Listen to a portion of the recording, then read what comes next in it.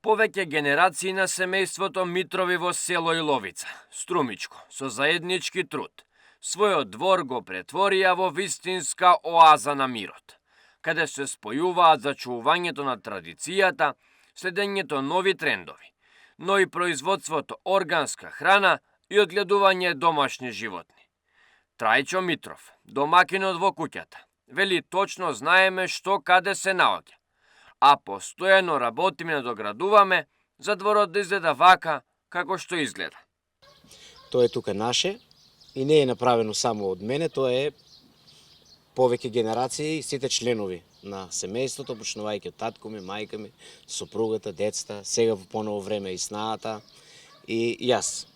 Секој си е задолжен за одреден дел од уредувањето, татко ми е по тревата, јас сум по новите, по иновациите, некој нов вид на растение, да донесам нов вид на цвет, некој ново животно и тоа е претежно мојот дел.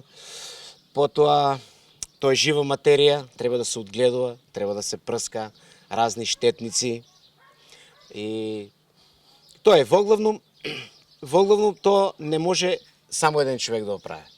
Посебен шмек на прекрасно уредениот двор му дава езерото, кое некако се наоѓа во средина.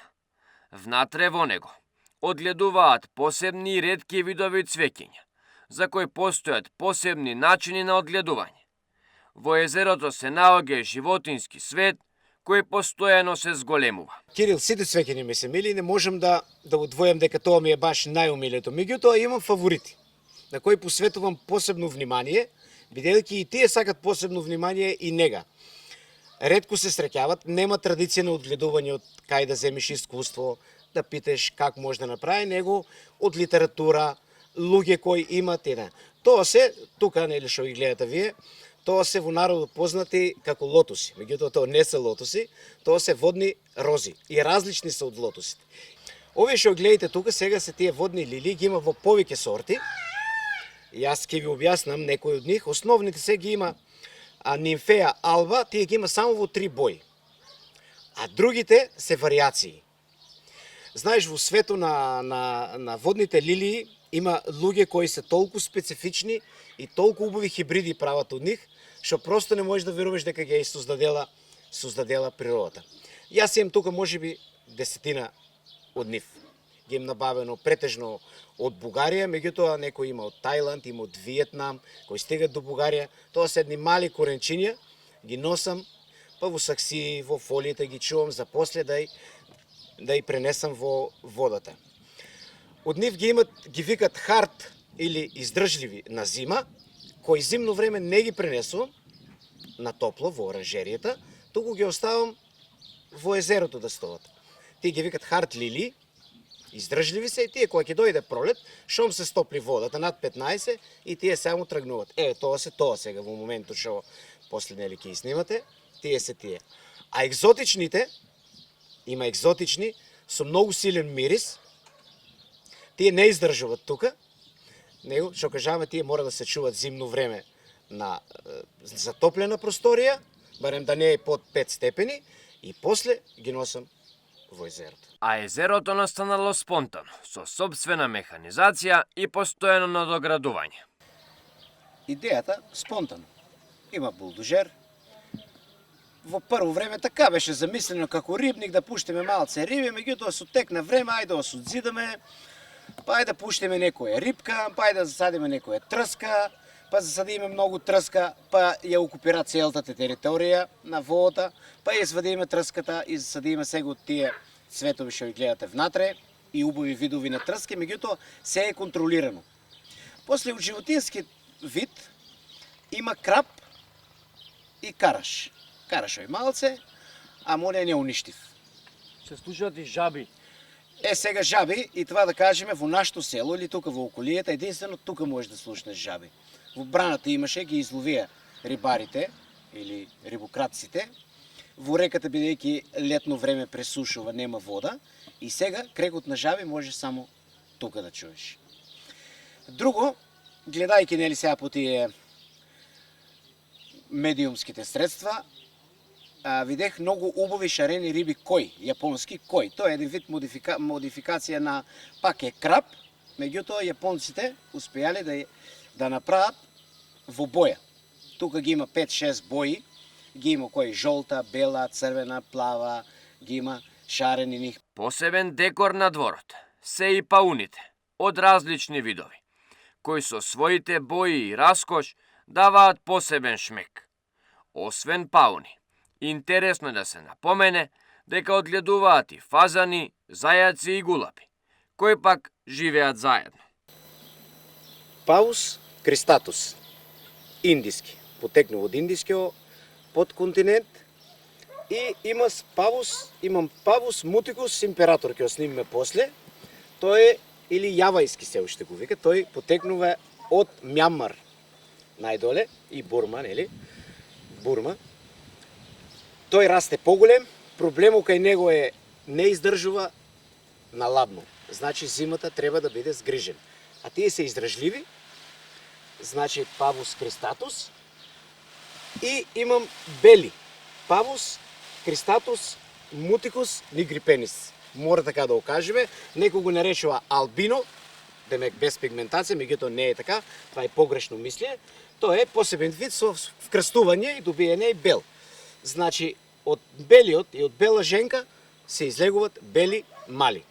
Има мешани меѓу нив и излеват убави бои. Там ќе видиме канео бои, спалдинг, тоа се сите подвидови, а јас ги имам овие три. Покрај декорот и естетиката, кои се особено застапени во првиот дел од дворот, семејството Митрови одгледува и голем број овошки за лична конзумација и подготовка на различни компоти, сокови и слично. Многу видови на дрва. Тој дел тука пред нас е само уревит. Тој го чуваме претежно за сенка за кокошките. Тоа тука кај што се наоѓа моментално има многу видови. Има десетина видови на јаболки. Златен, делишес, црвен делишес, јонагол, ајдарет, потоа повеќе видови на сливи, сливи дајмунд, округлите сливи, трнгусливи, старите што ги викаме за ракија. После има еден многу интересни јапонска круша. Таа е многу интересна, убава е, издржлива е на болести и не сака прскање. Таа е јапонска круша. Јапонска јаболка не е познато, него меѓутоа во последните неколку години е јапонска круша. Имаме повеќе дрвца, тие младите дрвца. Бидејќи тука во нашето поднебие летта се многу суви. А јаболката сака влажен воздух, затоа не случајно се раѓа нели во Тетово, во Резен, во Охрид, кај што има влажноста е поголема. И затоа сега овие видови на јаболки ги вадам и засадувам јапонска круша.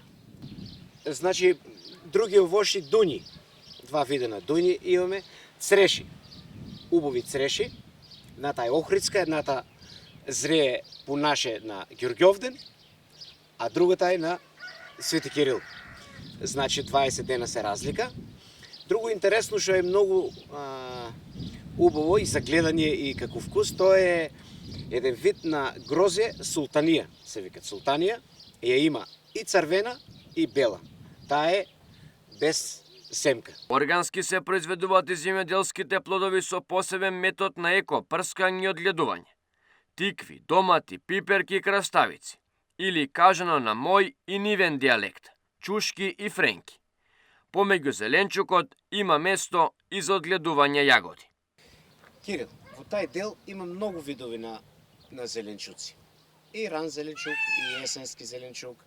Значи, почувајќи од компири, кромит, видиш, неколку видови на тиквички, боранија, боб, домати, френки, значи, пиперки, повеќе видови, бабури, чорбаџијска, златен медал, позна заевар, некој е порано, некој е покасно. Крастовици, исто така на сезони, рана пролет, доцна есен, да има континуитет во производството. После имаме брокула, има гарфиол, има повеќе видови на боб. После, ајде тоа, нели, јагоди, во тој дел се јагодите сместени, она не е зеленчук, она ќе ја сметаме во воше, меѓутоа имаме и 4-5 реда јагоди засадено. Значи, се што е од зеленчук, садиме по сезона за да, нели, викам, да имаме континуитет, бидејќи ние претежно зеленчуко се одгледуваме за нас. Не е за комерцијални цели, за нас тоа што може да се складира, да се суше, да се конзервира. Што се однесува до одгледувањето, се трудам колку што е може би и 100% на био, на органско ги одгледам. Значи со домашно ѓубре, прскањето или третирањето не го правам со пестициди и тешки хемии, туку со куприва. Најповеќе со куприва. А во земјата, наместо вештачките торови, става марско ѓубре. Нели имаме повеќе кокошки, јајца, ги мелеме и ставаме во земјата за калциум. Потоа пепел од огништо, од шпоро пепел и вар. Тоа се состојки кои дават доволна храна да може растението да се развива и да е отпорно на болести. Ако купривата, која е накиснана во првите 24 сата, она служи како инсектицид и ги одвраќа штетниците. Значи се што има е на природна база. На природна база. Се што има на природна база. Колку роде, толку. Домашни кокошки граорки, астролог, различни видови мисирки, бисерки, се наоѓаат пак во делот за домашни животни. Со нив си произведуваат домашни јајца, домашно месо, но и ѓубриво, кое подоцна се употребува во одгледувањето на растенијата. Целосната слика за се она што семејството на Трајчо Митров го има, се наоѓа на неколку километри од неговиот дом, каде се пристапува со посебно теренско возило, а каде одгледува пчели за производство на домашен мед, за потребите на неговото семејство и најблиските. Во аторо на село Иловица, насока Дрвош, место викано Крсто, тука има околу 20 на пчели. Таа зима беше многу лоша и пролетта исто така лоша, врнежнива, ладна. Сега овие последните 2-3 дена има затоплување, како што гледаме, има раздвижување во цветовите и драката, и камилица, и мајчина душица и така натаму. Поминаваме лошо зимата и се останате околу 15-16 коша. Сега дојдеме да ја наблюдуваме оние кои се послаби, да ја соединиме кои оние кои се појаки, да можеме да извадиме колку толку мед, па и за нас, нели? Во тоа е суштината на пчеларењето. Во село Иловица, но и во целиот Струмички регион, дворот на Трајчо Митров и неговото семејство се посебна приказна и готово сигурно најубаво уреден двор.